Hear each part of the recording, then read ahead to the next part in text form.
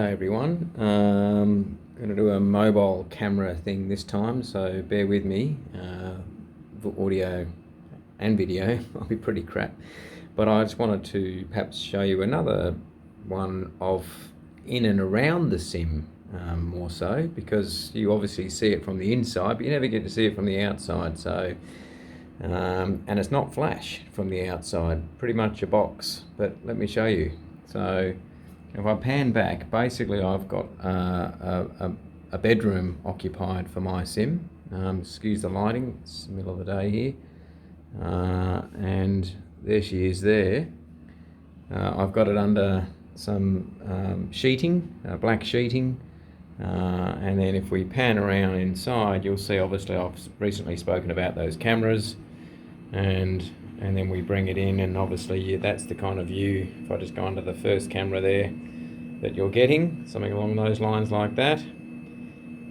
And here we are. So what you don't see is what's hanging at the back there. So on the pilot side, I've got a set of headphones that I put on. I've just got on a little stand there.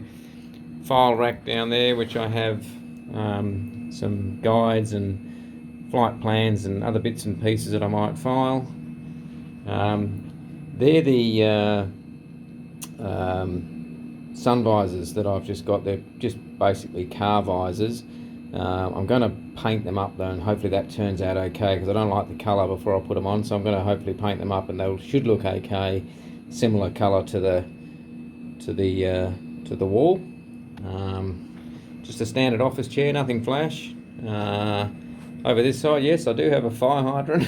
Fire extinguisher. It actually works. I was planning on putting it here, which I think is where they normally would go. I'm pretty sure they go there, but it just wouldn't fit because of the legs. If I put the co-pilot chair in as well, which is identical to that, they just don't fit. So I just thought I'd put it there for show. It doesn't really do anything. Similar on the co-pilot side, I've got it configured exactly the same. So there's a co-pilot's headset. And that's all wired up and works. And you can see I've actually got them wired back to a plug point there, which then reticulates itself around into the back of the PC. And that's common on both sides. And also what I have done is put a USB charging point in as well, adjacent to it. And that there, I just 3D printed that little mechanism up. I can do that separately if you want to see it. I think you've seen pretty much most of the panel before, but I'm just getting myself ready for a flight in the UK here. And obviously the iPad with Navigraph loaded. And people ask me, well, why do you have the, why don't you have, keyboard and mouse and so on in here?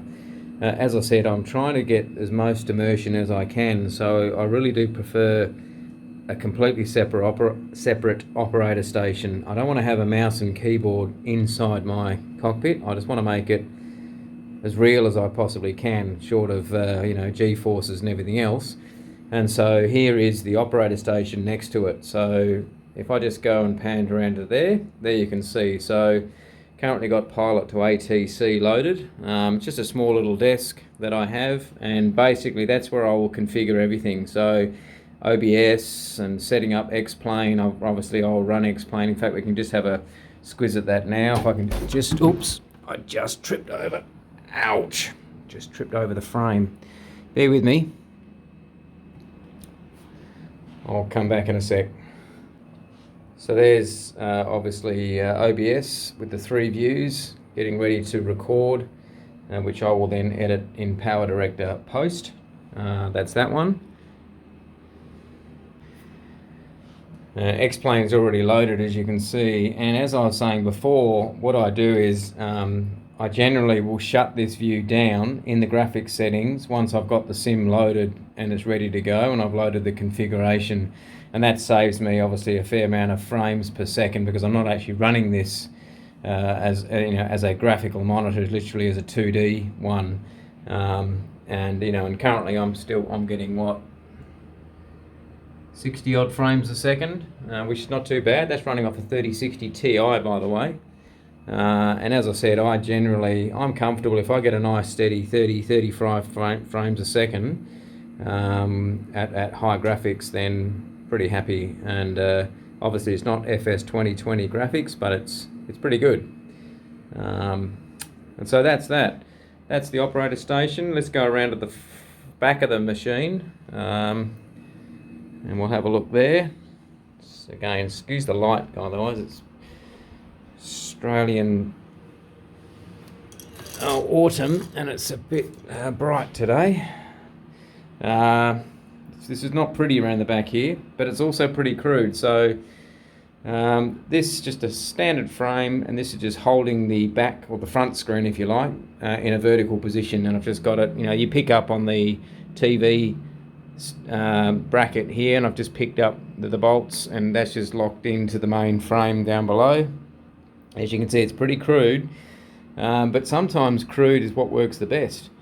Here's my dual yoke mechanical link, and that works really, really well. And as you can see, ultimately, in terms of spring return, I just use rubber bands, and all I've done is adjust the tension, and also just to get the balance right.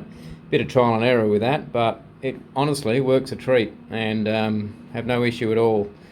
There's a whole bunch of cables and so on coming out of here. All of this stuff is all off a single PC.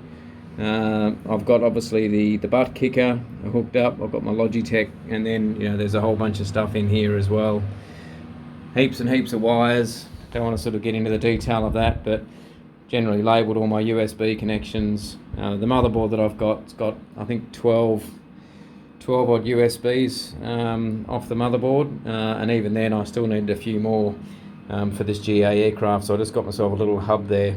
That's mainly for the 3 cameras that I've got running. Anyway, there she is. So as you see, it's nothing flash from the outside, but then again, I've always been a fan of, you don't look at a plane from the outside when you're flying generally, you're inside it looking out. So that's what I'm wanting to try to achieve. I think it's coming up pretty well. And my camera works could do with some work holding a phone still. Anyway, hopefully you've got a bit out of that. We'll catch up with you next time. All the best, take care of yourselves, and we'll catch up with you soon. Bye bye.